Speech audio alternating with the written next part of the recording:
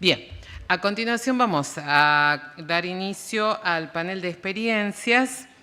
Este panel va a reunir casos reales de medición y reducción de pérdidas con aportes de Argentina, Colombia y Perú. La coordinación del siguiente panel está a cargo del ingeniero Arturo Felipe, investigador del Instituto Nacional de Tecnología Agropecuaria.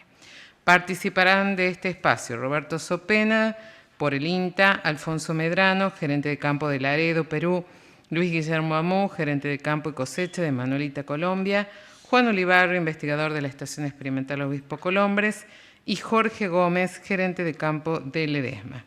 Invitamos al ingeniero Arturo Felipe a dar inicio. Buen día a todos. Bueno, gracias por la participación, por estar acá. Tema súper interesante. La idea de este bloque era que podamos tener, que se puedan compartir experiencias de pares, ¿no? Entonces hemos pensado en esta visita de la gente de afuera, muchas gracias por estar acá presente, que nos puedan transmitir lo que hacen, y la experiencia local, ¿no? De las instituciones de investigación, de empresas locales, simplemente transmitir lo que se viene haciendo, para que terminemos de reforzar este concepto de que hay que medir, y hemos pensado en que tenga una especie de hilo conductor. Entonces, para la primera parte, lo invitamos al ingeniero Roberto Sopena de INTA, así da comienzo con esto de lo que se hizo alguna vez en experiencia en INTA, de medir pérdidas visibles básicamente. Bien, buenos días. Muchísimas gracias al comité organizador por la invitación y al Grupo Caña de Azúcar por justamente invitarme a compartir la experiencia de pérdidas de cosecha en caña de azúcar. Y bueno, vamos a hablar un poco de lo que son las pérdidas de cosecha visibles en base a la experiencia que hemos tenido. Bueno, como ustedes saben, los sistemas de cosecha de caña de azúcar a nivel global se fueron mecanizando en los últimos años por múltiples razones. Menor oferta de mano de obra por migración de la gente del campo a la ciudad, necesidad de reducir los costos fuertemente, como así también la necesidad de un aprovisionamiento de materia prima mucho más fresca entre la tarea de cosecha y la propia tarea de molienda. Y acá es importante resaltar lo que pasó en nuestro país, en particular en los últimos 35 años, en donde en el año 1991 se produce la desregulación de la actividad azucarera y una caída muy fuerte en el precio, lo cual en cierta medida nos obligó a la necesidad de disminuir los costos de cosecha. Entre el año 91 y 2001, nuestro país atraviesa una estabilidad cambiaria, con la famosa paridad del 1 a 1, que permitió la incorporación y la importación de maquinarias cosechadoras de última generación, que son las que, en cierta medida, dieron paso al proceso que continúa hasta el presente y que llegando hacia fines de los 90, principios de los 2000, cerca del 50% de la cosecha ya estaba mecanizada. En el año 2004 se produce también un evento importante, que es la sanción de la ley número 6253, que es justamente la regulación, la limitación a la quema de los cañaverales de caña de azúcar, lo cual en cierta medida también va condicionando al sistema a adoptar la cosecha integral mecanizada como el sistema de cosecha. Y así en el año 2009, en INTA, con nuestro grupo de trabajo, con el ingeniero Ricardo Rodríguez y Pablo Saneme del Precop, que nos colaboraron en la toma de información, nos preguntábamos que lo que veíamos en el campo, un lote ya cosechado con residuos de cosecha perfectamente esparcidos y no veíamos caña cortada, tirada o trozada, nos preguntamos si las máquinas cosechaban muy bien o lo escondían bastante bien debajo de la maloja. Entonces, esto es lo que nos llevó a determinar las pérdidas de cosecha. Pero bueno, dijimos sistema, y cuando hablamos sistema tenemos que hablar de componentes. Todo sistema tiene partes o componentes, el cual, en este caso, para mí, tenemos tres componentes principales. La cosechadora, el cañaveral, que es el sujeto y el actor principal y el objeto de nuestro trabajo, y por supuesto el componente humano. Si bien hoy las máquinas han avanzado muchísimo en automatización, en sensorización, no nos olvidemos que siguen siendo operadas por personas. Dentro de lo que es el componente cosechadora, y en particular en Tucumán, el parque de maquinaria se distribuye en ingenios que no tienen caña propia, que brindan servicio de cosecha o son propietarios de cosechadora o administran a través de terceros cosechadoras. También hay contratistas de cosecha que no tienen caña propia, empresas consolidadas en el medio que hace 30, 35 años cosechan muy bien, pero no tienen caña propia. Aparece la figura del ingenio con caña propia, con servicio de cosecha en su lote y también de cañeros. Y también está el productor cañero que tiene máquina propia, cosecha su lote y ofrece servicios de cosecha. Es muy probable, y es lógico que así suceda, que la expectativa, los intereses o el concepto de pérdida para todos estos actores sea distinto. Vamos al componente cañaveral. Nos va a tocar cosechar cañaverales completamente erectos, completamente caídos, y en la situación que tenemos en Tucumán, a veces otoños secos, heladas severas, hasta completamente quemados. Todas las condiciones son muy distintas y nos condicionan de una forma u otra para las pérdidas. Pero también vamos a tener edades distintas, distintas variedades, distintos niveles de producción y, por supuesto, el suelo, los tipos de suelo, el relieve, el pendiente y las condiciones de operatividad de la cosechadora van a ser muy distintas entre un lote y otro. Y, por supuesto, el componente humano que hicimos mención. Acá nos vamos a encontrar con turno o jornada de 12 a 24 horas, extensa, según el arreglo que tenga el particular, el operario con la empresa, trabajando por lo menos 5 a 6 meses, con personal con distinto nivel de experiencia, con distinto nivel de capacitación y entrenamiento, en una tarea que se exige justamente alta responsabilidad.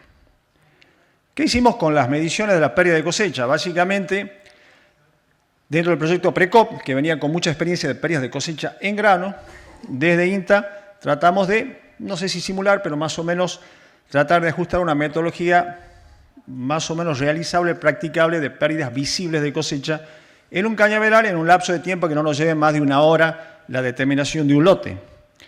Para lo cual, básicamente diseñamos un marco rectangular de 50 centímetros por 80 centímetros, donde hacemos la medición, una medición del centro de surco a centro de surco y cubrimos la otra mitad del mismo, tomando 15 lecturas en el lote, en un lote ya despejado, un lote despejado que esté ya cosechado, una melga de al menos 40 surcos, y lo transitamos al surco de punta a punta tomando 15 lecturas. Recogemos los residuos de cosecha, lo que encontramos y consideramos pérdida de cosecha, en 3 bolsas distintas que las vamos a clasificar. Así la clasificamos en pérdida de lo que llamamos precosecha, que son cañas enteras o tocones cortados por arriba de lo normal, o lo que son despuntes bajos, es decir, cortados por debajo del punto óptimo de cosecha. Esas son las pérdidas de precosecha. Y las pérdidas de cosecha que las dividimos en 2 tipos. Caña trozada, que es el material con cortes netos, que caen de la mesa de la cosechadora o por el arrastre de los cangilones y de allí caen al lote, y los trozos desmenuzados por efecto del golpe con las paletas del extractor primario. Las primeras las llamamos caña trozada y esta última la llamamos caña soplada, que ya hicieron bastante referencia en las presentaciones anteriores. Bueno, con respecto a las mediciones que tomamos, nos basamos en 114 casos, en donde aparte de las mediciones de pérdida de lote, tomamos datos e información que consideramos relevante del frente de cosecha. La máquina cosechadora, la marca, la antigüedad del operario, la velocidad de avance, los turnos, las reparaciones, las regulaciones, las modificaciones, y nos quedamos más o menos con 4 variables que creo que nos explicaban en cierta medida lo que nosotros vimos y que en cierta medida explicaban algunas diferencias de pérdida. Lo que puede ser edad del cañaveral, la incidencia estimada del vuelco en el lote, la velocidad de avance de la cosechadora y la antigüedad del maquinista. Así, para la edad del cañaveral, nosotros observamos que lo dividimos en 3 cortes: planta, soca joven, soca 1 y 2, y lo que llamamos soca vieja, soca 3, puede ser 5, 6 o 7, según la condición y la antigüedad del cañaveral. Y lo que observamos en general que la mayor participación de las pérdidas en los cañaverales jóvenes o planta o soca joven estaba en lo que llamamos la pérdida de precosecha. En tanto, a medida que avanzaba la edad del cañaveral, las mayores pérdidas las encontramos proporcionalmente entre lo que era la caña trozada y caña soplada. Cuando hablamos de una situación de vuelco y no tenemos un vuelco en el cañaveral, observamos en general que las pérdidas en un cañaveral sin vuelco estaban por debajo del 4%, y a medida que iba avanzando, estas son estimaciones subjetivas, el cañaveral hoy mucho más fácil, con un vuelo de dron, saber qué condición de vuelco tengo promedio, que a medida que iba avanzando el vuelco, esa pérdida de precosecha me contribuía muchísimo, llegando a superar el 5% que contribuía prácticamente a pérdidas del 8%. Ahora, si yo modifico este cuadro y le hago una trampita y le sumo una fila más, sumando otro nivel de incidencia de vuelco que está por arriba del 60%, pero si además le agrego la velocidad de avance, que no lo había considerado, nos da que si yo bajo la velocidad de avance un solo kilómetro, puedo bajar también las pérdidas de cosecha. Con cañaverales con mayor nivel de vuelco, bajando solamente 1 kilómetro, las pérdidas las puedo bajar a menos del 3% y las pérdidas totales están cerca del 5%. Es decir, el vuelco y la velocidad de avance, en cierta medida, creo que van de la mano. Y la experiencia del maquinista. Nuestros colegas que estaban trabajando en el grano, ellos les relevaba, que venían trabajando con más de 20, 25 años de trabajo en grano, a través del proyecto de Precop, ellos relevaban que la experiencia del maquinista era muy importante. Y acá en este caso también nos saltó, obviamente. Nosotros veíamos un corte muy marcado con maquinistas jóvenes, operarios jóvenes, con menos de 6 años de experiencia en la tarea, hasta un 5% de pérdida, en tanto, cuando había más de 10 años de experiencia en un frente de cosecha, las pérdidas estaban por debajo del 3%.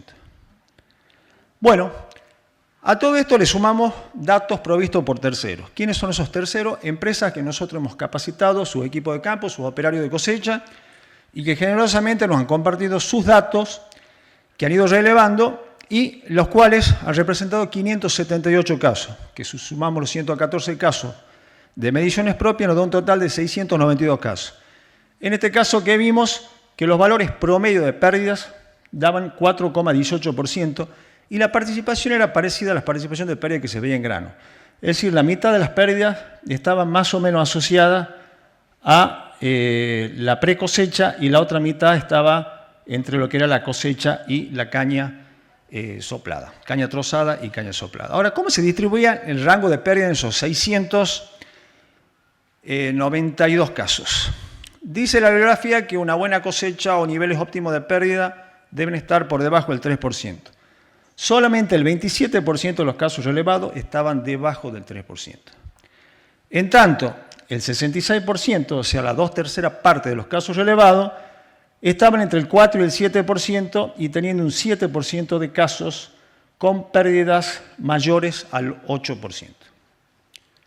Ahora bien, ya que estamos en un clima mundialista, los argentinos son muy futboleros y queremos ganar la cuarta, queremos también ganar la Copa en la cosecha.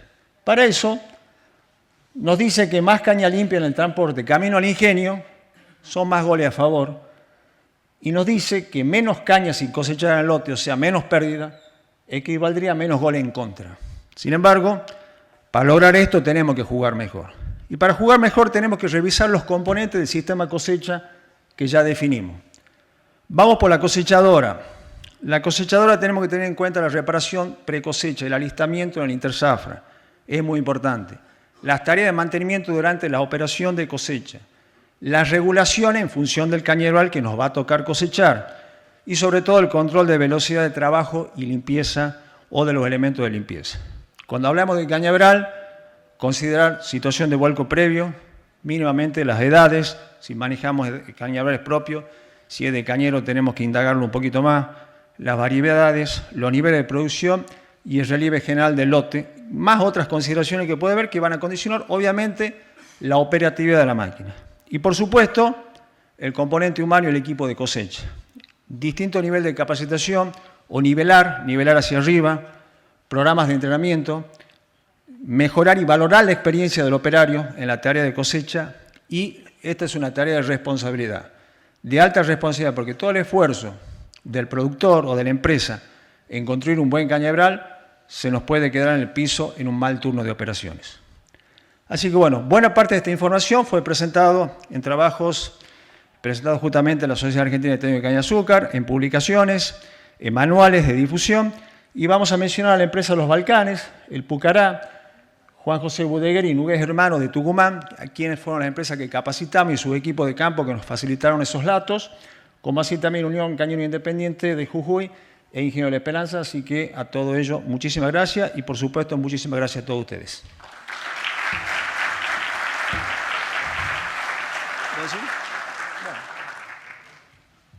Gracias, Roberto.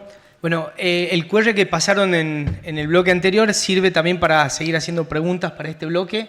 La idea es que vayan poniendo ahí las preguntas y al final del bloque les podemos hacer que las contesten, ¿sí? Bueno, la idea era esto, ¿no? Mostrar lo que se viene haciendo desde hace un tiempo largo para acá, arrancando con las pérdidas visibles e ir introduciéndonos en el tema de pérdidas invisibles. Ahora invitamos a Alfonso Medrano, gerente de Laredo, del país vecino de Perú. Así nos cuenta su experiencia. Buenas tardes, mi nombre es Alfonso Medrano. Antes de empezar quería agradecer al comité organizador por la invitación. Pertenezco a la empresa agroindustrial Laredo de Perú. Gracias. Del grupo Manuelita de Colombia. Vengo a contarles un poquito lo que nosotros hacemos. Es un sistema distinto al que tienen aquí. Y antes de empezar quería felicitar a todos los productores de caña realmente en producir caña en las condiciones que ustedes producen, realmente es digno de resaltar. Un poquito para que nos contextualicemos, el Perú se cultivan aproximadamente 110.000 hectáreas en la costa del Perú frente al Océano Pacífico. El 30% de la molienda de los ingenios aproximadamente es de pequeños sembradores. En el caso de Laredo es el 50%, dependemos más de los pequeños sembradores. Hablamos de pequeños sembradores de 5 hectáreas en promedio cada uno, ¿de acuerdo? En la producción anual de Perú produce entre 1 millón y 1.200.000 toneladas de azúcar. Ya estamos llegando al autoabastecimiento, pero también hacemos algunas exportaciones. La industria azucarera se encuentra, como explicaba, en la costa. Y una de las cosas importantes que hay que resaltar es que en el Perú la máxima precipitación anual que puede llegar es prácticamente a 20 milímetros al año, ¿de acuerdo? Eso nos obliga a regar prácticamente todos los meses. Nosotros nos hemos especializado en riego. Por eso venir aquí y ver que algunas personas no riegan, entonces acá no tendría trabajo definitivamente. El clima es semitropical, con algunas estaciones marcadas de verano e invierno. Pueden observar las temperaturas ahí. En verano prácticamente fluctúan entre 21 y 28 grados y en invierno entre 15 y 20 grados. Y las principales variedades sembradas son variedades brasileras, hawaianas, mexicanas y principalmente en Laredo colombianas, de Cenicaña, Colombia. Rápidamente, ya expliqué a dónde pertenecemos. Básicamente nosotros en Laredo tenemos un poquito más de 10.000 hectáreas, de las cuales 5.700 hectáreas están en valle tradicional y 5.000 hectáreas en el desierto. Desierto estamos hablando de 99.9% de arena, ¿de acuerdo? Donde tenemos un sistema de riego por goteo. Y de alguna manera dependemos de 1.200 pequeños sembradores, como explicaba, que más o menos dan 6.600 hectáreas. Un poquito el flujo de labores por cosecha. Nosotros, para diferencia de Argentina, todavía nos permiten quemar, ¿de acuerdo? Sin embargo, como pertenecemos al Grupo Manuelita y tenemos un espíritu pionero, ya estamos desarrollando desde hace más o menos 10 años un incremento de la cosecha mecánica en verde. El problema es que cuando uno cosecha en verde, obviamente, y no llueve, no se descompone la broza. Alguna vez hicimos un ensayo de 3 cortes y iba acumulándose más bien la broza, llegando hasta prácticamente mi cintura. Entonces, lo que hicimos fue buscar alternativas para poder manejar esos residuos y estamos enfardando actualmente. Pero el problema es que en el enfardado, cuando entran trozos de caña, atora la enfardadora. Entonces, tenemos que vernos obligados a repicar, recoger y dejar el campo más limpio. Por eso, algunas fotos ahí, que es la cosecha, el repique, el recojo y la evaluación de pérdidas de cosecha. Esto en la cosecha en verde. En la cosecha mecánica quemada no se hace esta labor.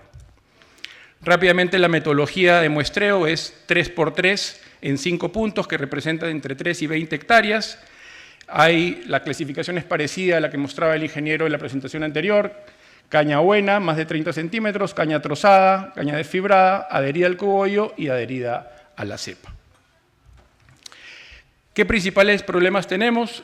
Variedades quebradizas, variedades que de alguna manera estallan cada vez que entra el machete o el aspa del de la cosechadora, se abre como una rosa y impacta directamente en las pérdidas. Segundo, tenemos campos pedregosos. De ese 50% de pequeños sembradores, el 30% son campos con piedras. Entonces, ahí también tenemos un trabajo fuerte que realizar con ellos. Y nuestros campos propios, más o menos el 10% tienen piedras. Entonces, eso es un riesgo para la cosechadora y eso también impacta directamente en la ineficiencia de la caída en la caída de la caña por fuera. Y finalmente, como ustedes comprenderán, al tener mayores riegos y tener una edad de corte de aproximadamente 15 meses, eso genera una producción mayor y al tener mayor producción hay también mayores pérdidas en campo, ¿de acuerdo? La caña está a veces volcada, cuando nos va bien y cuando nos va mal, pues está erecta, pero de alguna manera también no es beneficioso para nosotros. Aquí un poquito el resumen de lo que se ha medido en los últimos 5 años. Yo venía contento a explicarles que estaba por debajo de 3 toneladas por hectárea, pero cuando escuché al ingeniero Morris me desmoralicé porque habían pérdidas que no se medían. Seguramente vamos a replantear esta estrategia, pero básicamente aquí lo que se puede observar es que estamos en menos de 3 toneladas por hectárea de pérdidas después del repique y del recojo. Antes hemos evaluado que llegamos más o menos a 6.8, y el recojo obligatoriamente ya expliqué por el tema del enfardado y los factores que generaron, digamos, un cumplimiento de la meta de haber, antes del recojo, es monitoreo del estado de las cuchillas. Por eso estoy muy de acuerdo con la presentación anterior. Ese tema es básico, hay que estar monitoreando permanentemente las cuchillas de base y el trozador, y la capacitación y entrenamiento de los operadores es una cosa crucial. A veces lo manejamos de alguna manera muy en piloto automático, pero si nos metemos fuertemente a capacitar a los operadores, ahí tenemos un diferencial importante que podríamos aprovechar.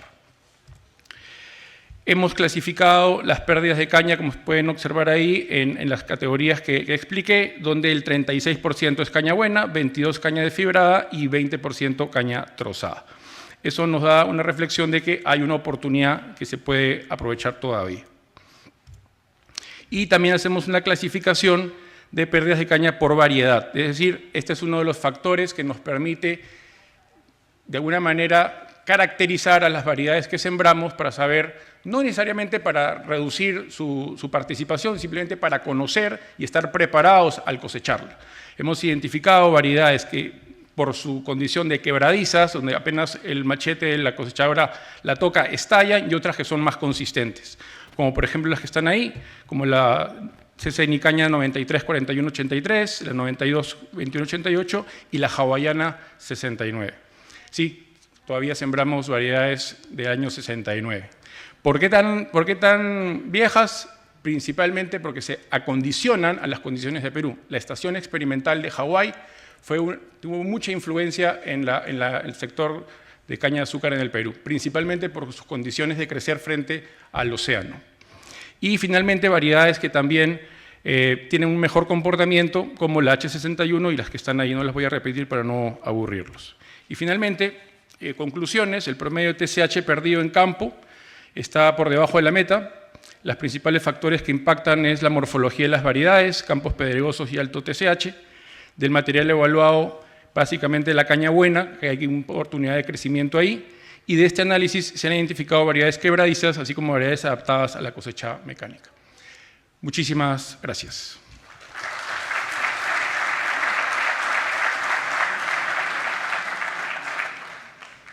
Muchas gracias, Alfonso. Una aclaración: cuando hagan la pregunta en el código QR, si pueden especificar para quién va dirigida, nos ayuda después para identificar quién tiene que responder. Bueno, ahora vamos a invitar al ingeniero Luis Guillermo Amú, del gerente de campo y de cosecha de Manuelita de Colombia. Se está poniendo interesante esto, como vemos situaciones contrastantes, aportan mucho lo que están contando los colegas de afuera del país, y vamos introduciéndonos en las pérdidas invisibles, ¿no? Bueno, buenos días. Bueno, buenas tardes ya. Como pueden ver, pues mi nombre es Luis Guillermo Amú, pertenezco al grupo Manuelita, digamos, somos pares con Alfonso en Perú, yo en Colombia. Solamente para ubicarnos un poco del ingenio Manuelita, es un ingenio de más de 160 años, es el ingenio más antiguo de de Colombia. En información, pues tenemos 1.452 proveedores, 1.450, pues es parte del informe de sostenibilidad del 2024. Tenemos alrededor de 8.000 trabajadores en toda la compañía, tenemos varias industrias, pertenecemos a la industria agrícola, a la acuicultura, porque tenemos en Chile tenemos mejillones, en Perú además del ingenio azucarero pues también tenemos frutas y hortalizas, alguna vez se tuvo camarones, también tuvimos un ingenio en Brasil. Digamos que se ha diversificado mucho la compañía, producimos alcohol, azúcar y energía. Y tenemos una fuerte inversión social. La presentación que les quiero compartir la he llamado conservación de sacarosa durante la cosecha mecánica. Vale resaltar que aquí hemos trabajado con la ayuda de Cenicaña, el Centro de Investigación de la Caña de Azúcar en Colombia, que nos apoya en este trabajo. Y venimos trabajando también con Cañas Sin Fronteras, pertenecemos a Cañas Sin Fronteras desde hace cerca de 3 años. Y nombro lo de Cañas Sin Fronteras porque estaba pensando, pues nosotros estamos desde el domingo, hemos ido a visitar diferentes ingenios, y yo no sé si ustedes tienen un problema que nosotros tenemos o nosotros tenemos un problema que ustedes no tienen. El posible problema que nosotros tenemos es que pues somos altamente productivos. ¿Y por qué lo digo que es un problema? Porque cuando somos altamente productivos y nuestra producción está por encima de 130 toneladas de caña por hectárea, pues no vemos cosas y subestimamos las pérdidas. En una de las visitas de Cañas Sin Fronteras al ingenio, nosotros mostramos una actividad que para nosotros es muy normal, a la que Alfonso le llama recojo, nosotros en Colombia le decimos el repique, y es que nosotros después de la cosecha mecánica pasamos unas personas recuperando caña. En la visita de Cañas Sin Fronteras a Colombia, la primera, porque ya hemos hecho 2, me decían, ve Luis, ustedes no han medido bien eso. Y yo, no, eso es parte del proceso. Se decían, no lo han medido. Y nos dedicamos a la tarea de medirlo, no solamente lo que estábamos recuperando, realmente medíamos lo que recuperábamos, lo que no estábamos midiendo era si eso se justificaba o no. Entonces hablar de cosecha mecánica y tener, no sé, 6, 10, dependiendo de cómo estaba el lote, 10 personas detrás de la máquina haciendo correcciones, pues ya no es mecánica, sino semimecánica. Entonces vamos a ver algunos de esos datos que vimos ahí y de verdad que cuando comenzamos a medir, comenzamos a encontrar cosas que posiblemente, les decía que con la productividad que tenemos no las veíamos, pero ahorita las estamos viendo y tienen un valor bastante grande. Entonces, parte de eso está en las pérdidas que nosotros le llamamos visibles, y es que después de la labor de corte quedan en campo entre 2 y 4 toneladas de caña por hectárea, pero hemos llegado a tener hasta 8 toneladas de caña por hectárea, y eso es después de que pasa la cosechadora. Nosotros, la media siendo 4, normalmente en esa labor de repique recuperábamos el 50%, es decir, cerca de 2 toneladas por hectárea. Nosotros molemos todo el año y cosechamos todo el año, equivaldría el total a 66.000 toneladas que quedan en el campo y recuperamos 33.000. No puse el número ahí, pero recuperar esas 33.000 toneladas nos cuesta alrededor de $3 millones al año. Entonces eso ya comenzó a llamarnos la atención, no lo habíamos medido de esa manera. Hemos llegado a la conclusión, entre otras cosas, como una opción rápida es, ¿qué pasa si dejamos esa caña ahí y no la recuperamos? Es mucho más económico para la compañía. Sin embargo, nosotros el 80% de nuestra caña viene de proveedores o cañeros, como les llaman acá, y eso pues generaría un problema porque hacemos la cosecha del 100%. Entonces, eso nos llevó a otro trabajo, no lo voy a mostrar ahora acá, es un trabajo de innovación, de decir, ¿cómo puedo hacer esa labor sin que tenga que hacer ese repique? De esta caña que nos queda, el 85% era caña, digo era porque ya hemos avanzado bastante, el 85% era caña larga o trozos que ya habían pasado por la máquina, es decir, ya la máquina había hecho su trabajo de corte y los trozos pues ya habían pasado, de alguna manera se habían caído, no sabemos cómo, de los vagones y estaban ahí en esa labor. Voy a nombrarles un poquito porque el tema de innovación fue bastante interesante. Nosotros todo el trabajo que veníamos haciendo con respecto al repique y recuperar esa caña, estaba enfocado en cómo optimizar el repique. Entonces hicimos temas de exoesqueleto para las personas que hacían el repique para pues, mejorarles la postura, diseñar máquinas para cortar mejor.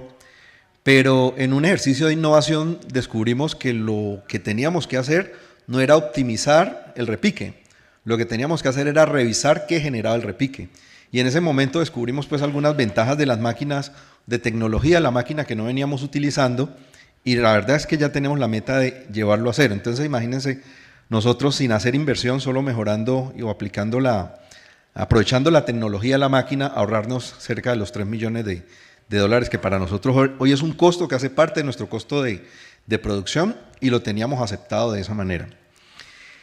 Y por el lado de las pérdidas invisibles, tenemos que, de acuerdo pues a los parámetros de operación de la máquina, pues hay unas pérdidas, como lo hemos venido viendo a lo largo de las exposiciones, pues que no las medimos y están aquí. Esto lo vimos también con una visita que hicimos en Cañas Sin Fronteras a John Deere, a Luciana, el año pasado, donde vimos que esto tampoco lo estamos midiendo y simplemente aceptábamos. Y comenzamos a encontrar caña estallada o el trash, el residuo, estaba húmedo y el residuo no tenía por qué estar húmedo si lo único que había ahí eran hojas. Hemos hecho pruebas, nos ha dado alrededor de 4 toneladas de caña por hectárea de las pérdidas invisibles, pero hemos encontrado picos hasta de 8 toneladas de caña por hectárea que se suman a las que tenemos en las que son visibles. Entonces nosotros aquí tenemos un tema. Nosotros nos queda en el campo en residuos, en trash, entre 40 y 45 toneladas de residuos por hectárea. Entonces es un problema ese manejo, pero también es un problema para la fábrica. Entonces, para transmitirles el problema, y de alguna manera se ha dicho en la mañana, generamos una hipótesis, y es que el incremento en la intensidad de limpieza de las máquinas cosechadoras, mayormente pues trabajando con altas RPMs del extractor primario o algunas configuraciones inadecuadas, pues incrementan la expulsión de fracciones de caña, o lo que le llamamos las pérdidas invisibles. Perdemos sacarosa, que si nosotros lo lleváramos a caña nos da las 8 toneladas por hectárea que le estaba diciendo. Pero también hay otra hipótesis, y que es contraria, es que el aumento de la materia extraña en la cosecha pues reduce la eficiencia de la extracción en la fábrica, incrementa el desgaste pues, en la molienda de los molinos y el cumplimiento de algunas condiciones de color que nos exigen algunos clientes. Parte de los clientes de Manuelita son las farmacéuticas, que nos exigen unas unidades ICUNSA de color bastante exigentes, que cuando llega alta materia extraña no las logramos. Entonces el gran desafío que nosotros tenemos, y creo que lo tenía el doctor Chris también en su presentación, es minimizar la entrada de materia extraña a la fábrica, producto de la cosecha mecánica, maximizando la recuperación de sacarosa y evitando pérdidas asociadas a la expulsión de esos fragmentos de caña. Es decir, cosas contrarias. ¿Cómo traigo más sacarosa, pero también cómo limpio más? Hasta donde lo que conocemos, esas actividades son contrarias. Entonces nosotros el trabajo que hemos empezado a hacer ya de manera mucho más rigurosa es, pues no solo veamos el extractor primario, ¿qué más tiene la máquina que le podamos indagar y que le podamos sacar para investigar? Entonces nos hemos basado mucho en la tecnología que tiene la máquina, y estas labores las hemos llamado como acciones para conservar sacarosa en la cosecha mecánica. Entonces le estamos viendo el rolo agobiador, le estamos viendo el corte de base, estamos viendo el picado como tal, estamos viendo los sistemas inteligentes que tiene la máquina, es decir, estamos revisando las pérdidas que hay en todos los componentes de la máquina para poder cumplir con ese gran reto. Limpiar más, pero destruir menos caña.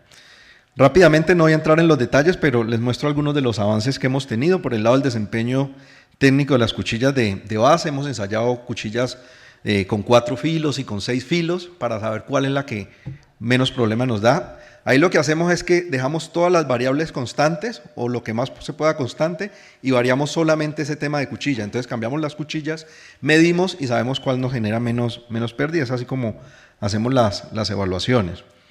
Por el lado del rolo agobiador también nos dimos cuenta, nuestra caña se volca bastante, y el rolo agobiador pues tiene una función en en cómo mejora la alimentación, y también vimos que parte de las pérdidas que teníamos era si podíamos manejar bien ese rolo agobiador, pero no sabíamos la posición ideal para nuestras cañas. Entonces, ahí hicimos lo mismo, dejamos todas las otros resto de variables constantes y comenzamos a manejar ese rolo para examinar las pérdidas. Y eso lo que nos va llevando es cuál es la mejor condición de cada componente del equipo que nos lleve pues a cumplir ese objetivo que es difuso. Limpiar más, pero sin destruir caña, en última de sacarosa.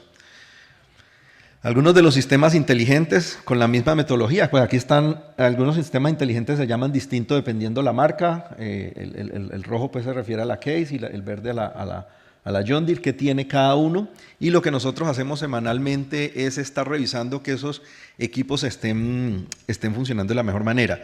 Nosotros hemos optado una posición, normalmente la tecnología que nos brindan estas máquinas ya ha sido probada altamente, y en ocasiones nos ha pasado que nos llevamos varios años validando la tecnología que otro ya validó.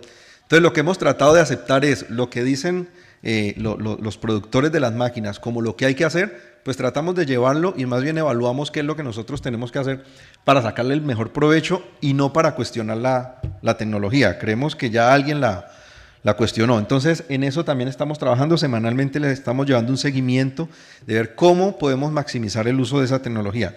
Tenemos algo claro, si la usamos bien, vamos a tener un mejor resultado. Entonces lo que hacemos seguimiento es al uso de ella.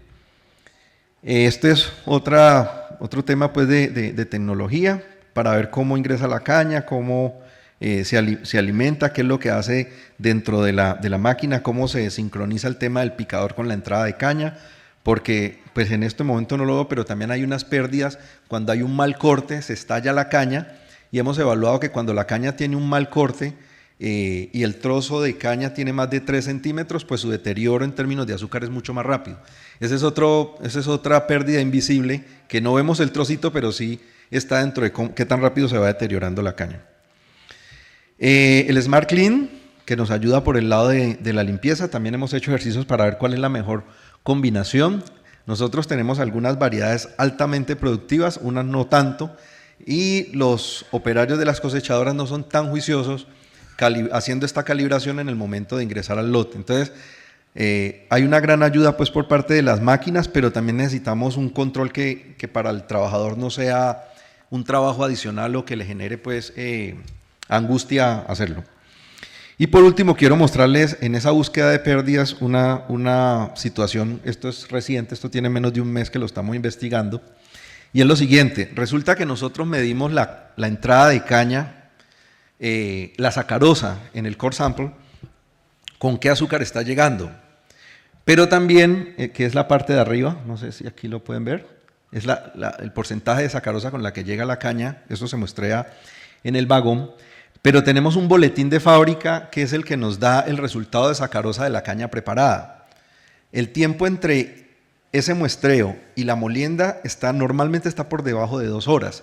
Sin embargo, el diferencial de sacarosa se ve ahí de manera importante. Entonces nos hicimos la pregunta, si la caña ya está en el patio, si ya pasó, ¿por qué tenemos ese diferencial de sacarosa? Entonces nos fuimos a la tarea. Hay varios datos, ¿no? La sacarosa en campo está alrededor de 15, aquí estamos hablando con datos de 12.5, la que nos reportan está entre 12 y se mueve más o menos con una diferencia de 0.5 y es diferente al rendimiento final que puede estar alrededor de 11, 11.4, 11.5. Pero el que nos importa mucho es por qué estando esa diferencia de tiempo tan corto, la diferencia en sacarosa es tan alta. Y nos fuimos a ver y resulta que encontramos en el patio de caña esta montaña aparentemente de basura, ¿cierto? Esta montaña de basura es una montaña, digamos que la foto no dice mucho, pero es una montaña de cerca de 2,5 metros que se va acumulando de una cañita que se le cae a la mesa de descargue. Y siempre ha habido esa montaña y la hemos tenido como en Colombia decimos, se nos volvió paisaje, o sea, siempre la vemos ahí, ya es ahí, no le vimos nada. Pero en medio de esta búsqueda de pérdidas nos encontramos con esto. Esto es un zoom de esa montaña, de un pedazo de esa montaña. Claramente hay trozos de caña, y hay muchos trozos de caña. Nos fuimos un poco más atrás en donde se origina, esta es la mesa de descargue, y esta caña cae aquí. Esta caña cae aquí, acá hay una banda transportadora, la que es visible se recoge, y la otra, la banda transportadora, va haciendo esta montañita. Que cuando le hacemos una a esta montañita, miren todos los trocitos de caña que están en esta montaña, ¿ya? Como les digo, es un ejercicio que estamos haciendo ahora. Esto siempre ha sido considerado basura, pero esto ya pasó por báscula. O sea, ya se le pagó al proveedor y además tenemos que pagar para disponer esa montaña. Entonces hemos encontrado ahí también unas pérdidas que cuando nos dan el resultado final de sacarosa no la estábamos contemplando. Porque la sacarosa con la que nosotros decimos que estamos bien o no estamos bien es la de abajo, la de la línea de abajo. No estamos viendo esta pérdida. Y para alinearlo con el ejercicio que hemos hecho en la mañana, hoy, es que estos trocitos de caña son parte de las pérdidas invisibles que medimos en el campo, pero estas sí se vienen en el vagón. Pasan por la báscula, se pesan, pero en el momento de descargue nunca entran al proceso de molienda. Entonces esta es otra pérdida que también la consideramos invisible. Hicimos un ejercicio y cogimos unos muestreos y resulta que nos dio 7% de sacarosa esa montañita. Entonces empezamos a hacer esa medición. En una próxima oportunidad les contaré cómo nos sigue yendo. Estamos midiendo cada cuánto se hace. Las evaluaciones preliminares nos dicen que esta montaña se genera más o menos 160 kilos cada 3 horas, de manera continua todo el tiempo. Y estamos pues afinando ese dato de otras pérdidas. Que uno aquí, ¿qué podría hacer? Capturar mejor, que no se caiga tanto, pero también desde la operación, desde la máquina, ¿cómo no hago que estos trocitos se me hagan? Porque finalmente no se pueden moler. Entonces, como conclusiones que tenemos, que las pérdidas de caña en cosecha mecanizada son significativas y combina factores visibles e invisibles, pues digamos que lo hemos visto alrededor de toda la mañana, pues lo que hace pues alcanzando varias toneladas por hectárea, que impactan directamente la calidad de la sacarosa y la disponibilidad para la molienda.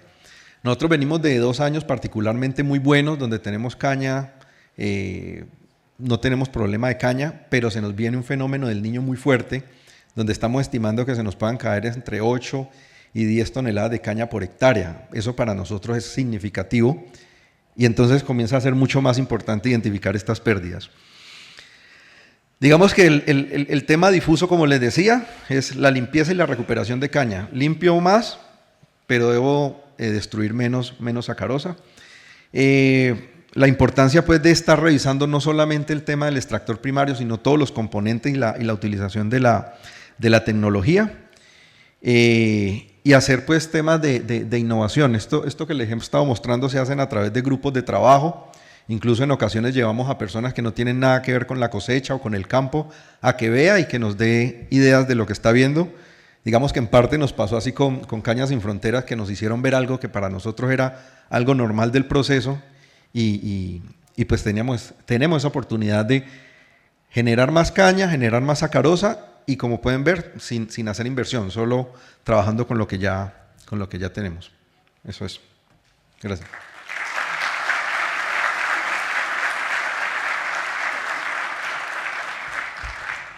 Muchas gracias, Luis. Bueno, ahora, como decíamos, vamos introduciendo desde medir las pérdidas visibles a lo invisible. Ahí nos mostró un mix, Luis, muy interesante. Así que, bueno, ahora invitamos al ingeniero Juan Ulibarri, investigador de la Estación Experimental Obispo Colombre, donde nos va a hablar de pérdidas invisibles, entiendo. Bueno, buenas tardes. Voy a intentar ser breve, ya estamos hace rato. La idea era, como dijo Arturo, hacer un seguimiento de pérdidas visibles y llegar hasta las invisibles. Yo voy a mostrar un ensayo que es como un mix de las dos, o muestra un poco de las dos. Así que avancemos. Bueno, un poco, esto es un gráfico típico que muestra Chris de otros países, de Australia, hoy creo que no lo mostró, pero que muestra cómo la producción de caña con el paso del tiempo fue aumentando hasta llegar a que con la mecanización empieza a decaer, ¿no? Llega a un plató o a una meseta que coincide normalmente con el 100% de la mecanización. En este caso nuestro, la mecanización fue un poco progresiva, pero hay muestra que llegamos hasta el año 2006 y de ahí estamos como en una meseta, en un amesetamiento, y nosotros creemos que probablemente esto se deba en gran parte a las pérdidas de cosecha, ¿no? O uno de los componentes principales son que no estamos recuperando el azúcar que tenemos que recuperar. Bueno, les voy a mostrar un ensayo. Este es un ensayo que hicimos para comparar pérdidas visibles e invisibles. Este es un ensayo que hicimos en un lote y en ese mismo lote hicimos un ensayo de balance de masas y además medimos pérdidas visibles con el método tradicional que ya les voy a mostrar. Y se estimó además el rendimiento cultural potencial con bastante exhaustivo, digamos, como para saber cuánto era lo máximo de caña que había en ese lote, ¿no? Por supuesto, es una estimación, como su nombre lo indica, pero da una idea de cuál es lo máximo que se podía recuperar de ese lote y después cuánto es lo que recuperamos y cuánto quedó en el campo. Bueno, el método tradicional de pérdidas visibles es este, que ya todos conocen, y un poco también como para que nos quedemos tranquilos, que Chris dijo que por ahí medir pérdidas visibles era peligrosamente irrelevante. Hay que decir que cuando él se refiere a eso es pérdidas visibles que salen del extractor, o sea, cuando lo que llamamos caña soplada normalmente en las mediciones nuestras. El resto de las pérdidas visibles, que es caña entera, que es tocones, que es despunte o caña troceada, son relevantes, y además él lo dijo, esas pérdidas sí son bastante, las mediciones que se hacen son bastante precisas. Por eso, quizá la única que no es precisa es la que mide pérdida de extractor como pérdida visible, pero el resto de las pérdidas visibles sí son importantes. Por lo tanto, aliento a no dejar de medir pérdidas visibles, sino seguir haciéndolo y sabiendo que las pérdidas visibles por extractor son un poco subestimadas, ¿no? O bastante subestimadas. Pero el resto de las pérdidas visibles son bastante importantes. Bueno, el otro método que hicimos en ese mismo lote es el método de balance de masa, que cuando uno lo procesa queda en algo como esto, como para que vean, cada color es una carga de un camión a distintas configuraciones, ¿no? Bueno, veamos los resultados. Fíjense, primero balance de masa, fíjense, en este caso era 800 RPM y 1100, era una máquina case. Eso que ven en verde son los tallos molibles recuperados. Con la velocidad 800 RPM recuperamos 93 toneladas y con velocidad a 1100, o sea, el máximo que daba la máquina, recuperamos 80 toneladas del mismo lote. Si vemos el despunte, bajó un poco el despunte de 636 a 464, pero no mucho. Y si vemos las hojas, también bajó un poco, pero no mucho. Por lo tanto, como se puede notar, la limpieza, fíjense, en el primer caso, el porcentaje de trash total era de 9,22%, y en el caso de las 1100 RPM era de 8,20%. O sea, bajamos casi un punto de trash para perder casi 13 toneladas. Esas son las famosas pérdidas invisibles, y la diferencia en rendimiento era de 13%. A ver si funciona el video. Ahí se ve, ese era en el tratamiento de 800 RPM, cómo iba cargando.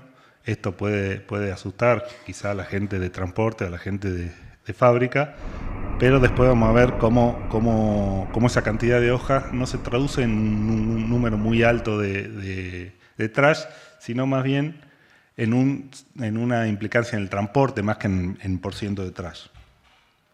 Este era sobre el final de la cosecha, ¿no? Las hojas estaban bastante secas, entonces por eso quizás los números sean así, hay que tenerlo en cuenta.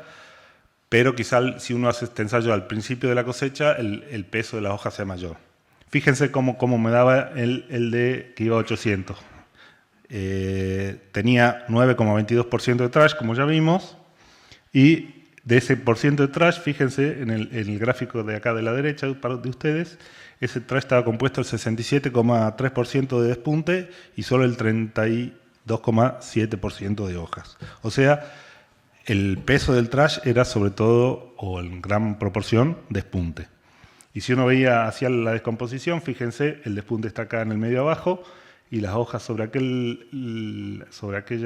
margen izquierdo. Si bien parecen muchas hojas, pero el peso de las hojas es mucho menor que el despunte, por lo tanto, en el total del peso del trash era bastante menor.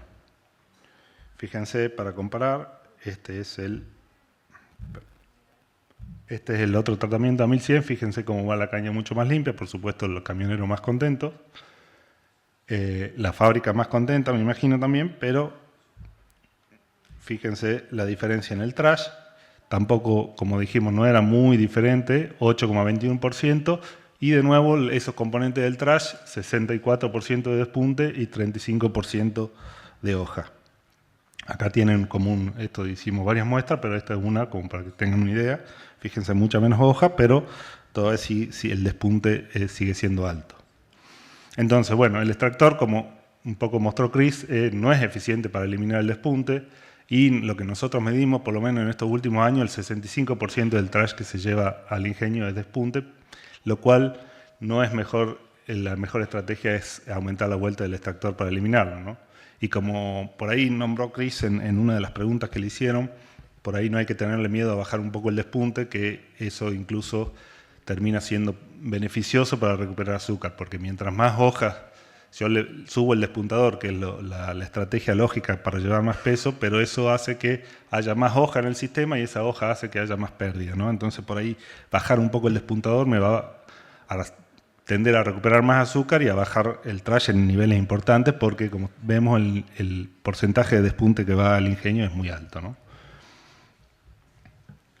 Bueno, y ahora lo que les decía, vamos a comparar este ensayo entre pérdidas visibles e invisibles. Fíjense, nosotros medimos en ese mismo ensayo el porcentaje de pérdidas visibles, que en esta no es solo de extractor, sino es de todos los tipos de pérdidas visibles, si bien son valores bastante bajos, era una cosecha que no se veía casi mucha caña, pero son pérdidas visibles, y fíjense comparado con las pérdidas invisibles. En la velocidad de 800 están bastante parecidas, aunque quizá las pérdidas invisibles ahí esté un poco subestimada. Pero fíjense, cuando uno pasa a 1100 de vuelta de extractor, las pérdidas invisibles se disparan, que es la diferencia entre el rendimiento que uno encuentra, ¿no? Y ese es el rendimiento potencial que nosotros habíamos medido, que era de 96,19 toneladas. Por lo tanto, bueno, y acá les pongo que en este caso, para la velocidad más alta de extractor, las pérdidas visibles fueron 7,6 veces, perdón, las invisibles 7,6 veces más altas que las invisibles. Perdón. Bueno, con esto termino. Aumentar la velocidad del extractor primario aumenta las pérdidas de caña considerablemente, sin mejoras importantes en los niveles de trash. Por lo tanto, hay que revisar un poco la estrategia, que es la estrategia natural de aumentar la velocidad del extractor cuando uno quiere bajar el trash. Ya lo dijo Chris, quizá hay otra estrategia, bajar la velocidad, bajar el despuntador, pero bueno, es una de las conclusiones de este trabajo, ¿no? En velocidades de extractor alta, las pérdidas invisibles superan en gran medida las pérdidas visibles, y bueno, el despunte acá en Tucumán por lo menos sigue siendo el mayor componente del trash, o uno de los mayores, por lo menos entre los dos más importantes, y aumentar la velocidad del extractor no parece ser la estrategia adecuada para mejorar esos niveles de trash, ¿no? Bueno, eso es todo. Gracias. Muchas gracias, Juan. Ahí abordando ya de lleno el tema pérdidas invisibles acá en Tucumán. Y el último orador que tenemos es el ingeniero Jorge Gómez del Ingenio Ledesma, así nos cuenta la experiencia de lo que se está haciendo más al norte de Tucumán.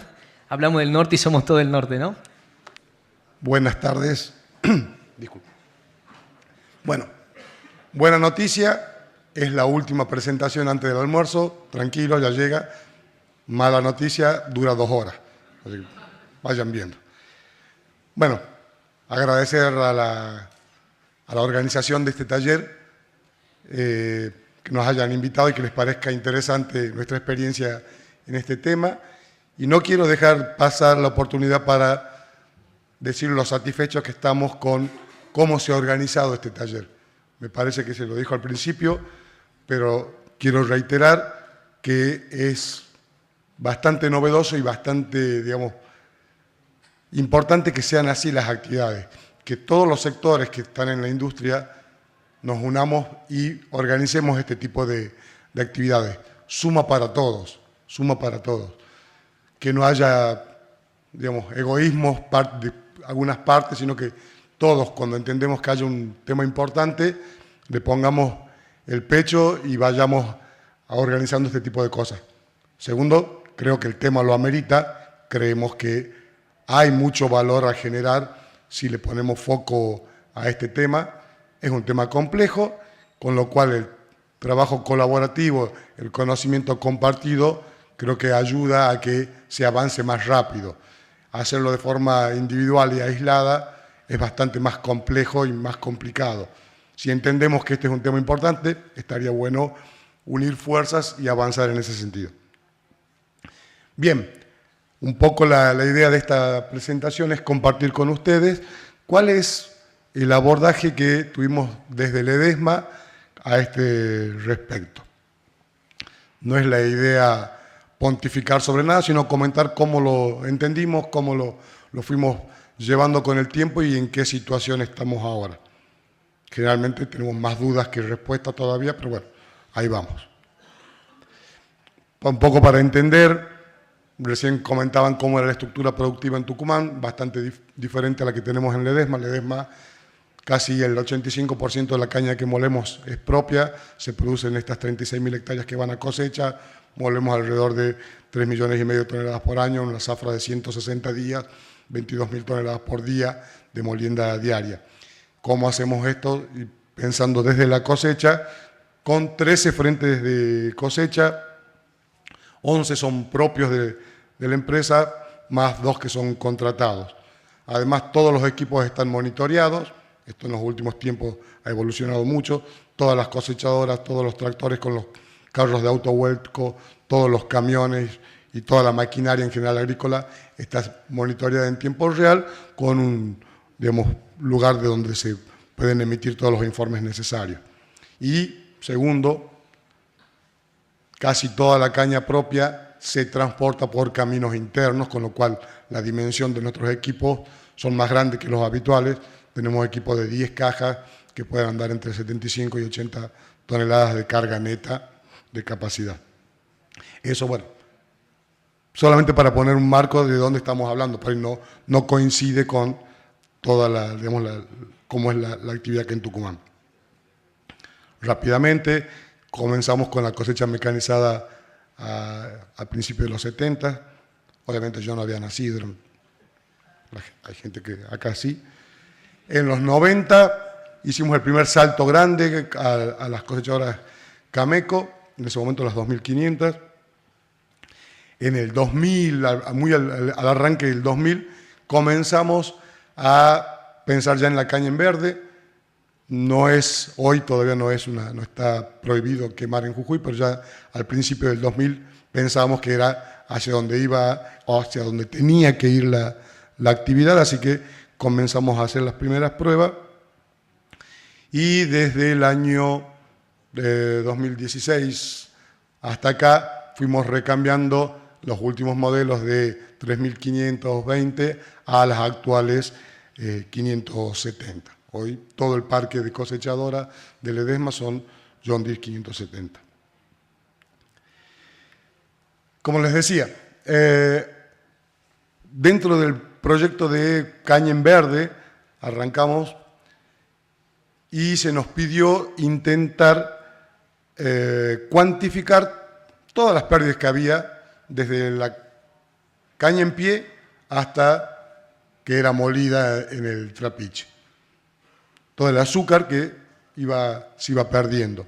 Y eso, compararlo entre la situación de caña verde y caña quemada, era un poco el desafío que la compañía estaba abordando y quería saber. Obviamente había mucha preocupación por el nivel de materia extraña que iba a significar la caña en verde.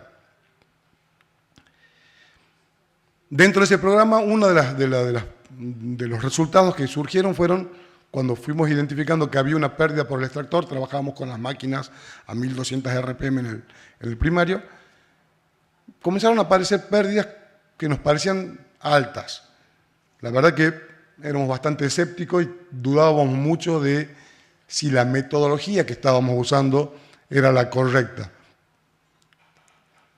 Afortunadamente, muy cerquita en el tiempo, aparece una publicación, un libro, leíamos libros en ese momento, de la BSIS, hoy la SRA, que es la organización la institución de investigación en caña que tiene Australia, donde mostraban pérdidas muy similares a las que veníamos obteniendo. Entonces, bueno, listo, parece que no estamos tan errados, por aquí hay algo, y algo que tiene valor.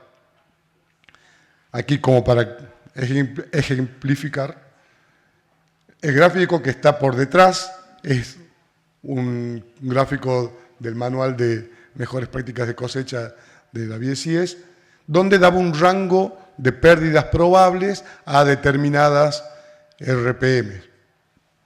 Cuando nosotros comenzamos a cruzar nuestros datos, vimos que calzaban bastante bien dentro de ese rango y que la separación tenía que ver, creo que Chris lo mencionó, con el tipo de caña que tenía cada variedad. En ese momento para nosotros la 7742, hay que tener pulso, era la variedad de menor diámetro y la 72-2086 era la variedad de mayor diámetro. Y se ajustaba bastante bien.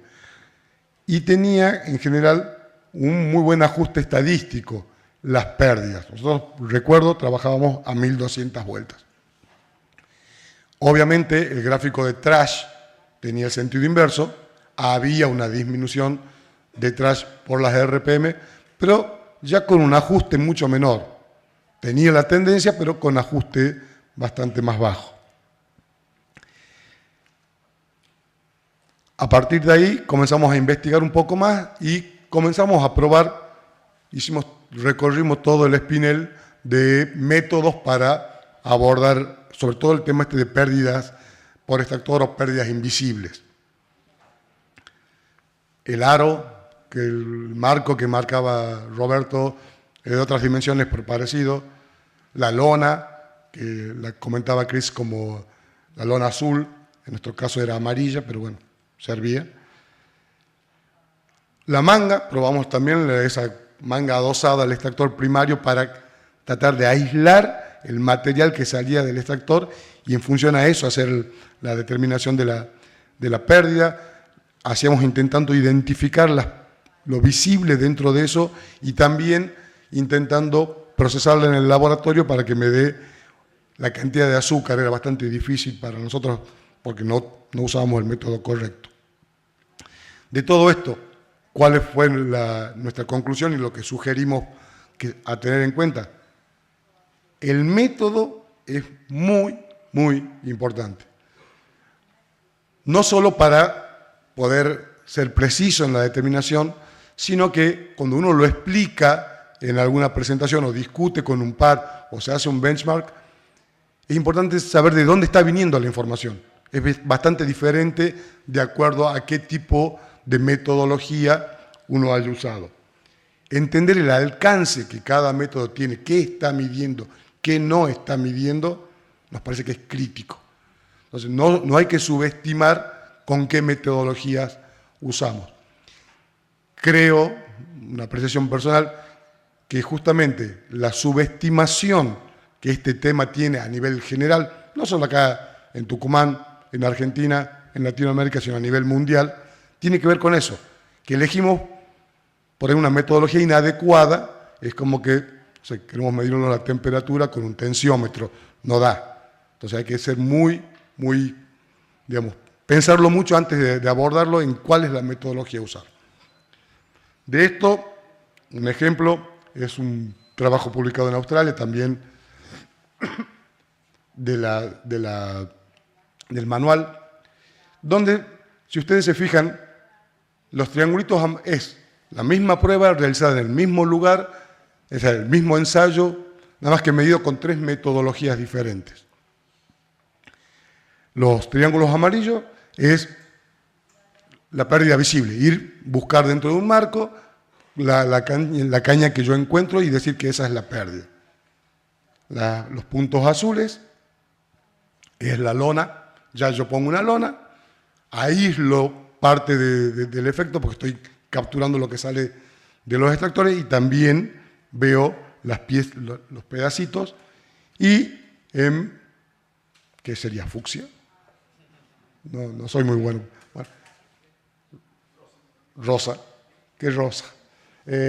Fíjense que es el método del balance de masas que para las mismas RPM cambian los valores totalmente distintos.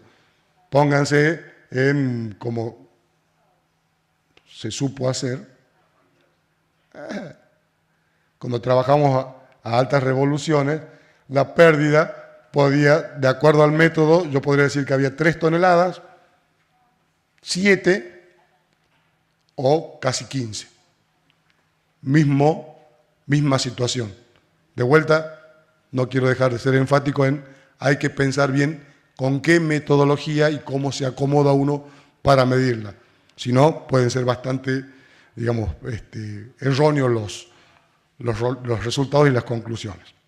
Bien, desde ese momento para acá, algunas cosas aprendimos, no muchas, pero algunas sí. El hecho de marcar que comenzamos en el 2000 no es para presumir que sabemos mucho del tema, ni mucho menos, sino para poner, digamos, en evidencia que es un tema difícil, no es un tema fácil. Hay muchos intereses contrapuestos en toda la cadena y que hay que saberlo, digamos, plantear. Hace 25 años que le estamos dando vuelta al tema y aún hoy no tenemos resuelta gran parte de las preguntas. Algunas de las cosas que sí hicimos fueron, primero, dejar de pensar en velocidad de avance fija, o sea, la máquina tiene que andar a 3 km por hora, a 5, a 4 o lo que fuere, sino que intentamos que ande a una tasa de cosecha instantánea fija, el famoso pour rate. Vimos que la cantidad de trash depende mucho menos de las RPM de este actor que de otras condiciones, entre ellas la tasa de cosecha. La tasa de cosecha instantánea, no el promedio del día, sino la tasa de cosecha instantánea. Además de las condiciones del cañaveral, que es la otra gran fuente de nivel de trash. Segundo tema que también decidimos y lo mantenemos desde esa época es alargar al máximo el largo de troceado. Ya comentó Cris cuál es el nivel de pérdida por acortar, son muy sensibles, incluso hasta mayores que las pérdidas visibles que uno normalmente encuentra en el campo. De hecho, hoy le sacamos las válvulas de control de largo de corte a las máquinas, están sin válvulas, el tren de rolo trabaja a flujo pleno, eso hace que generalmente para un eje con 4 cuchillas estemos entre 19 y 20 centímetros de troceado. Y cuando llegaron las 560, que no teníamos ensayos hechos sobre las 560, fijamos un poco por lo que hemos escuchado, esto de qué ensayos se venían haciendo, en 800 RPM tope para estas nuevas máquinas. En las anteriores habíamos pasado de 1200 a 1000. Con las máquinas nuevas no usamos los 850, que era la sugerencia inicial, sino 800. Sin mucho dato, ¿por qué? Pero sabíamos que eso estaba más o menos en línea de lo que debería ser. Otras medidas que hicimos, el tema del largo del troceado y eventualmente las bajas revoluciones, decimos bajan la densidad de carga, y en nuestro caso, por el formato que tienen los carros de autovuelco, digamos, la caña tiende a cargarse más del costado que va próximo a la máquina, a la rastra, que es más bajo. Entonces, si se acumula ahí, en realidad desperdiciamos mucho espacio del lado alto y eso nos generaba menores densidades de carga. Se instalaron, se diseñaron, se instalaron y hoy 18 de las 32 máquinas que tenemos tienen una rastra de goma. El elevador no es de cangilones, sino que tiene una banda de goma con flejes ya insertos que trabaja a mayor revolución. Eso hace que la caña sea expulsada más lejos y llena el carro del lado más alto. Eso nos genera que podamos transportar por cada viaje unas 10 toneladas más de caña. Y otro tema que también se charló acá, que es el aspecto humano. Nosotros tenemos más o menos 120 operarios conduciendo cosechadoras. Entonces, trabajar en la gestión humana es vital. Se trabaja cada uno de los 120 operarios. Anualmente tiene una capacitación y que rendir un examen, más allá que tenga muchos años de experiencia, todos los años tiene que revalidar el título. Y además, bueno, instauramos un premio a la calidad, que alguien por ahí comentó esto de, bueno, hay que dar incentivos para que las cosas sucedan, y uno de esos fue, la gente tiene un premio digamos, a la calidad, que está basado en diferentes ítems. Cuánto tiempo la máquina está cortando caña nos parece un indicador mucho más importante incluso que las toneladas entregadas, sino cuánto tiempo la máquina está cortando caña. Uno la compra para cortar caña, todo el resto, digamos, males necesarios, pero entonces pasamos del 30% del tiempo cortando caña inicial, hoy estamos arriba del 50%. Motor ocioso, máquina detenida con el motor encendido, consume mucho gasoil, como están monitoreadas, se les va pidiendo a la gente que lo apague, eso ha hecho que disminuya muchísimo el consumo de combustible. Y además se monitorea cuánto uso hace cada operario de los sistemas que tiene la máquina, un poco lo que comentaba Luis recién. Entonces, aprovechar la tecnología de la máquina y le pedimos que la gente tenga todos los controles automáticos encendidos. Eso genera un plus salarial a los operadores que lo logran y estamos bastante contentos con los resultados. Acá vamos a hacer un poquitito, un doble clic sobre el método, vuelvo al tema de la importancia, por eso, discúlpenme, vamos a profundizar en esto. Lo comentaba recién Juan. Para nosotros hasta aquí es el método más fiable y más preciso para medir esto. ¿En qué consiste? Acá no se mide la pérdida, se mide la diferencia de producción entre una situación que yo considero de bajas pérdidas y otras situaciones. Obviamente manteniendo todo constante, variando solamente una variable para mantener el famoso ceteris paribus del método científico. ¿Qué hacemos primero? Bueno, elegimos un campo, cuanto más homogéneo mejor. No tiene que ser necesariamente homogéneo, ya les explico por qué, pero cuanto más homogéneo ayuda. Suponiendo que vamos a trabajar sobre dos velocidades de extractor, disponemos al arranque del ensayo 3 camiones, ya tienen que estar detenidos ahí, limpitos, con el beneplácito de la gente de transporte, se logra. Entonces, cada camión va a ser cargado con un tratamiento. En este caso, el de 550 es el tratamiento que elegimos como tratamiento de bajas pérdidas. Eso lo tomamos como referencia y luego los otros 2 tratamientos los vamos referenciando por diferencia contra esa situación de bajas pérdidas. No usamos 0 RPM porque es bastante complicado cargar ese material en los camiones y después que te lo reciba el ingenio sin acordarse de tu mamá, de tu abuela. Entonces usamos 550, cuando hacíamos caña quemada usábamos 0. Y a partir de ahí, una cosechadora, un operario trabaja, digamos, es solamente una cosechadora y un operario que van a estar a lo largo de todo el ensayo. La máquina se le revisa constantemente para que tenga las cortadoras de base, las troceadoras, las RPM, todo bajo control.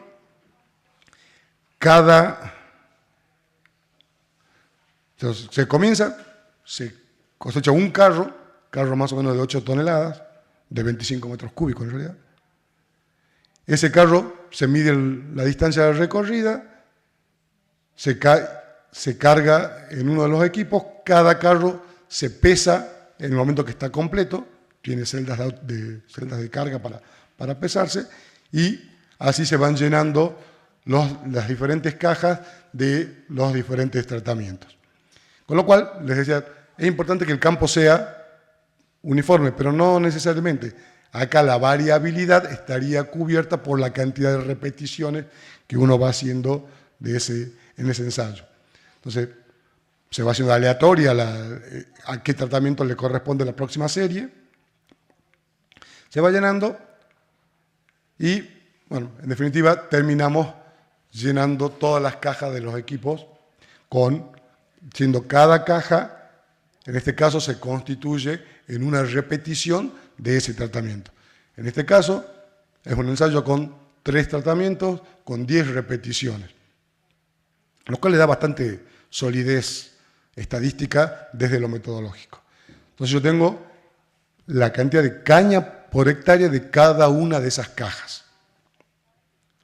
Vamos al ingenio y junto con el laboratorio del ingenio determinamos niveles de trash, rendimiento sacarino, tanto de la muestra que sacamos para determinar el trash como de la caña una vez que ya ingresó a la conductora y ya fue desfibrada por el shredder del trapiche. Se toman 10 muestras en la conductora de una caña que ya está bastante más homogeneizada.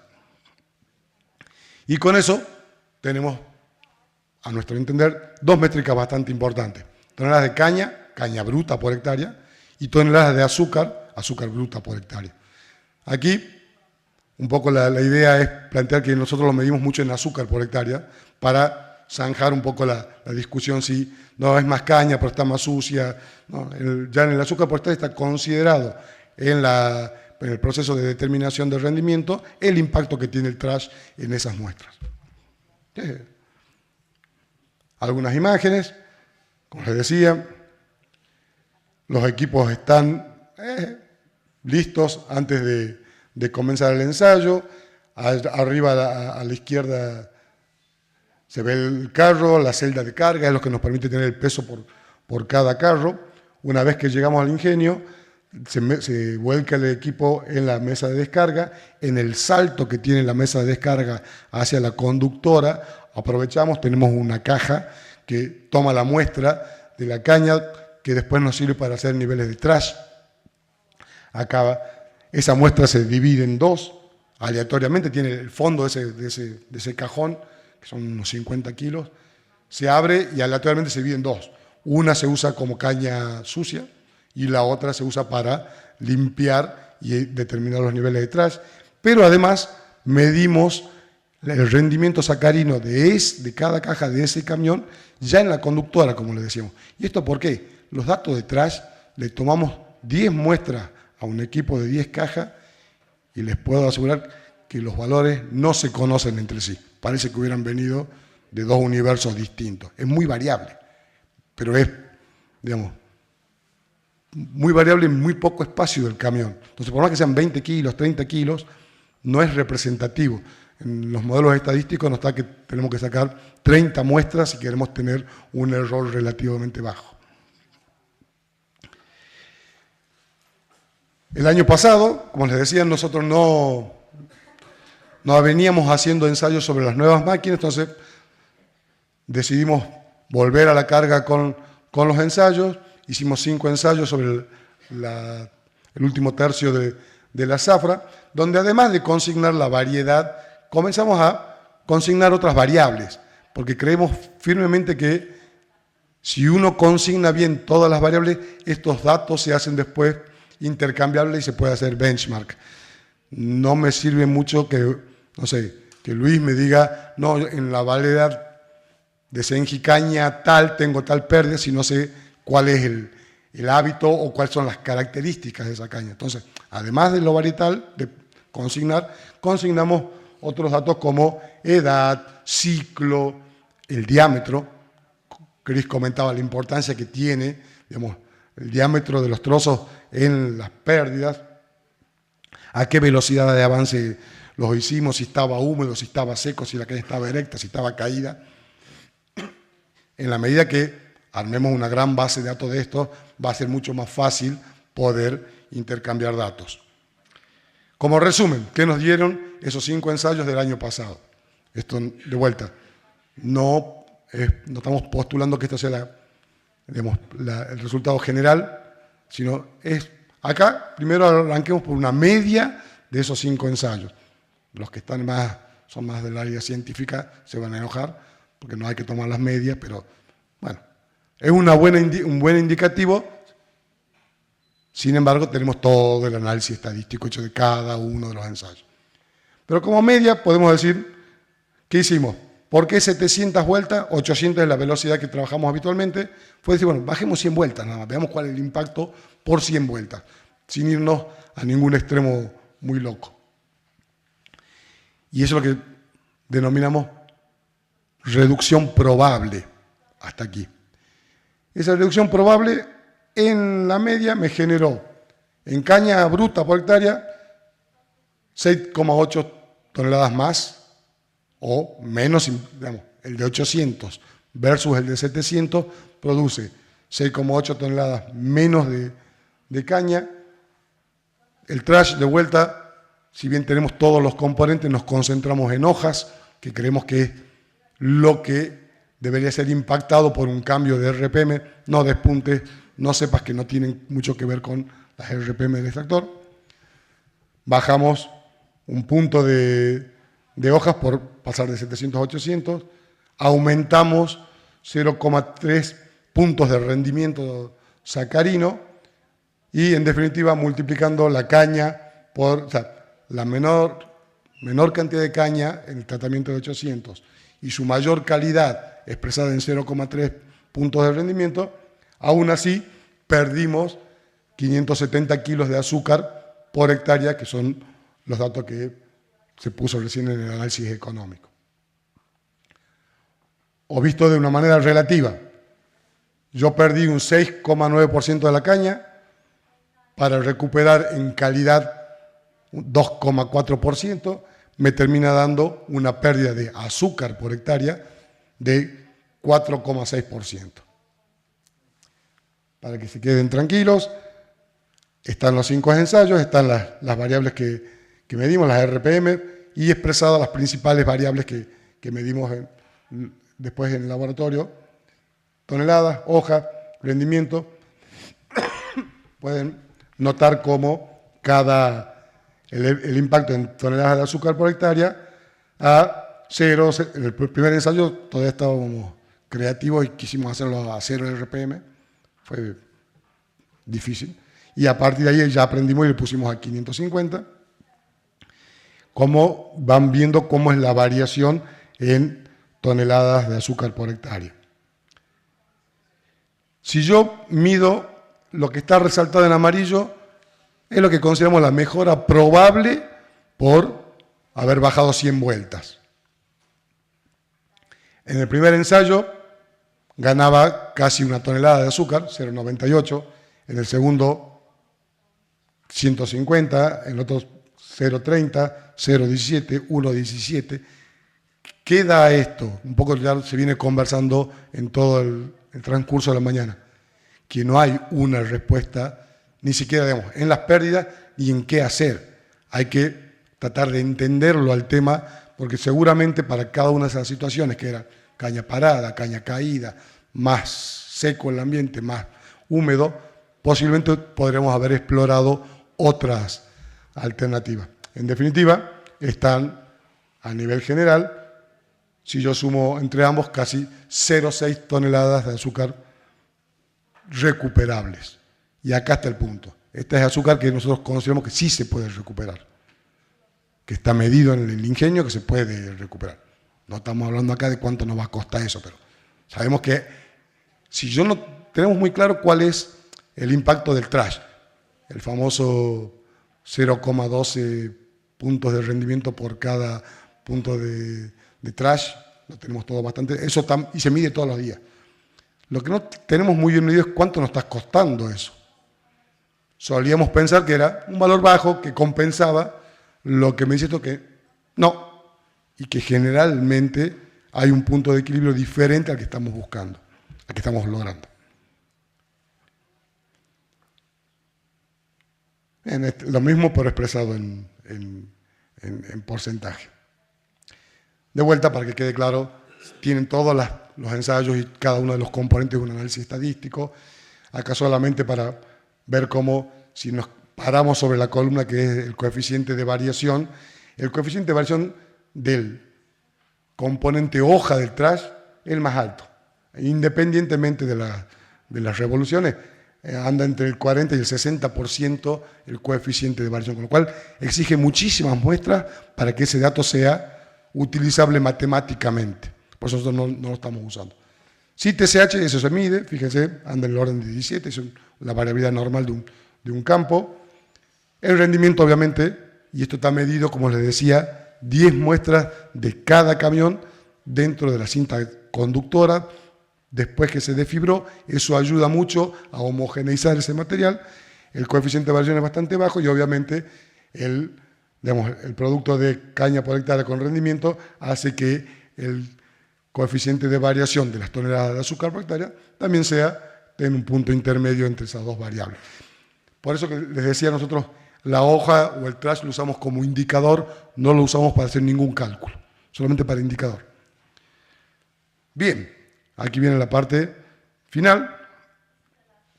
No tenemos conclusiones, sería muy pretencioso de nuestra parte tenerlo. Estamos arrancando y poniéndole, digamos, garra al tema. Lo que sí podemos compartir es qué es lo que entendemos como desafíos. Si bien lo pensamos como desafíos para nosotros, por cómo estamos encarando el tema, posiblemente alguno de estos puntos pueda servir para el resto, para, digamos, ayudarlo a pensar el tema. Son muchos los desafíos, acá está resumido.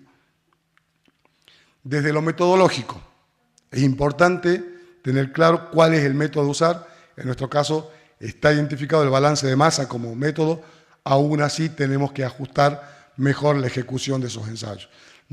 Uno de los temitas que nos está dando algún dolor de cabeza es el funcionamiento de las celdas de carga en los carros que no necesariamente están reflejando el 100% del peso real. Estamos trabajando en eso. Por otro lado si yo tomo como referencia este método, que yo creo que es un método de referencia, explorar otros métodos que sean más sencillos, más prácticos, pero referenciados a este. ¿Se entiende el concepto? Digamos. Validarlos en la medida que tengan correlación con lo que yo estoy encontrando en este, que es mi método de referencia. Por ejemplo, Chris lo comentaba, el ISLMS, ya lo estuvimos intentando poner a punto la semana pasada con la presencia de Chris, y la verdad que tiene muy buenas perspectivas de convertirse en un método práctico, rápido y muy, muy preciso. Otros desafíos vienen del lado del operativo.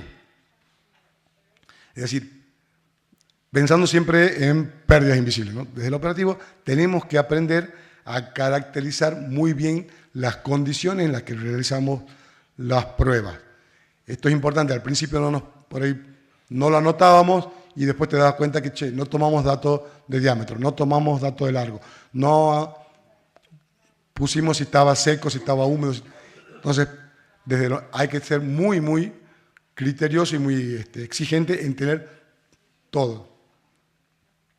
Y obviamente, con eso comenzar a probar distintas configuraciones de la máquina para cada situación. Chris ahondó sobre el impacto que tiene ante cada situación. Desde lo económico, lo pusieron más temprano, acá para nosotros el desafío es medir el impacto en todos los eslabones de la cadena. No se trata de que un sector o una parte de la actividad se beneficie y a otro le toquen la parte de asumir mayores costos. Entonces, hay que saber medir este impacto, ser muy objetivos, muy, digamos, profesionales en saber cuánto va a afectar en recuperación de azúcar por hectárea, cuánto me va a costar el transporte, cuánto la fábrica, cuánto. Yo creo que aún con los números que vimos sigue siendo positiva. A nosotros nos sirve mucho el análisis de contribución marginal cuando hacemos los análisis económicos, porque tengo una caña que, francamente, es una contribución marginal. No le aplico los costos fijos, sino solamente los variables. Y, de última, eso me da cuánto es mi ingreso. Y, por otro lado, bueno, cuáles serían los posibles plus costos que yo tendría. Si machea, si son mayores los ingresos, obviamente uno avanza. Si no lo es, no se avanza. Entonces, desde lo económico, medirlo. Y para nosotros es un poco más fácil, es una empresa integrada, donde cada área, digamos, si bien tiene su propia dinámica, pertenece a la misma compañía. Entonces, al final del día, si hay más plata, queda en el bolsillo de la compañía. No hay que compensar a cada eslabón, como posiblemente es la situación de acá. De todos modos, no porque sea más difícil, es imposible, con discusiones difíciles, decía Javier esta mañana, pero maduras, creo que se pueden lograr acuerdos que sean beneficiosos para toda la actividad. Creo que ese es un poco el truco de esto, es que cada eslabón perciba que hay beneficio en meterse en este tema y tratar de disminuir. Y por último, desde lo comunicacional, y esto no, digamos, lo decimos puertas adentro, somos equipos de trabajo que muchos nos conocemos hace más de 30 años. Sin embargo, es importante que todos entiendan que no estamos hablando de culpables, de buenos y villanos, no son los malos de cosecha, los buenos de fábrica, los dispersos de campo. A ver, no hay. Es básicamente adquirir conocimientos nuevos y que si hay conocimientos nuevos, generar nuevos comportamientos. No importa si yo hasta ayer tenía una metodología de trabajo, si hoy tengo conocimiento nuevo, debería poder cambiar mi comportamiento. Es un poco, parece fácil decirlo, no lo es, llevarlo a los hechos. Y obviamente, en línea con lo anterior, poder desde lo comunicacional demostrar el beneficio para toda la actividad. Si alguien percibe que, no, con esto los productores de caña se llevan la parte del león, no, tiene que quedar claro que hay más azúcar a recuperar en el campo, hay más azúcar, y que si se recupera esa plus cantidad de azúcar y se administra bien cómo repartir esos beneficios, hay más plata para todos, que en definitiva es un poco la idea de las empresas, ¿no? Bien, hasta aquí llegamos.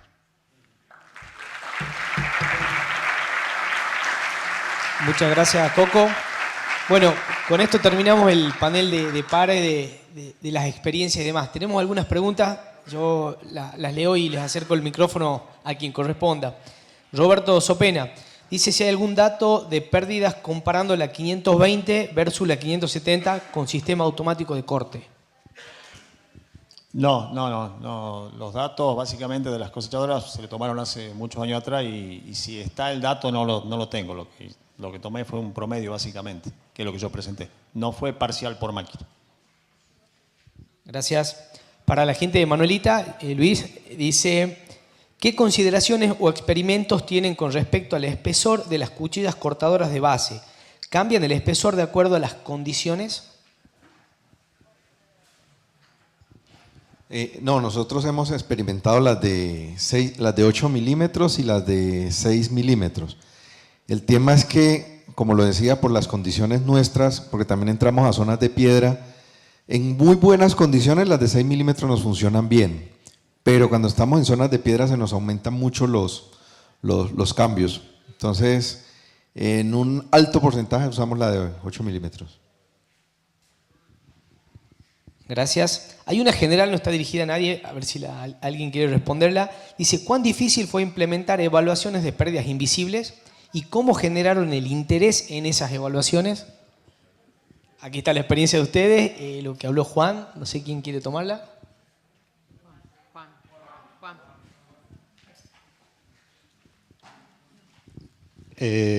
Bueno, no sé si habrán notado lo que dijo Coco y todo lo que él ponía a disposición para hacer un ensayo de pérdida invisible.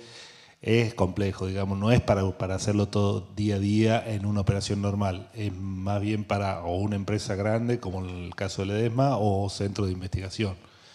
Lo que pasa es que lo que deriva de esta tanto de lo que puede hacer una empresa grande o los centros de investigación, es transferir al sector, en el caso nuestro de la estación experimental, transferir al sector, no como hacer el ensayo en sí, que por supuesto cualquiera lo puede hacer, sino cómo configurar la máquina para evitar esas pérdidas, ¿no? Esa sería más o menos la idea de hacer esto, no que cada uno haga como se hace pérdidas visibles, no que cada uno haga el ensayo de pérdidas invisibles porque es más complejo.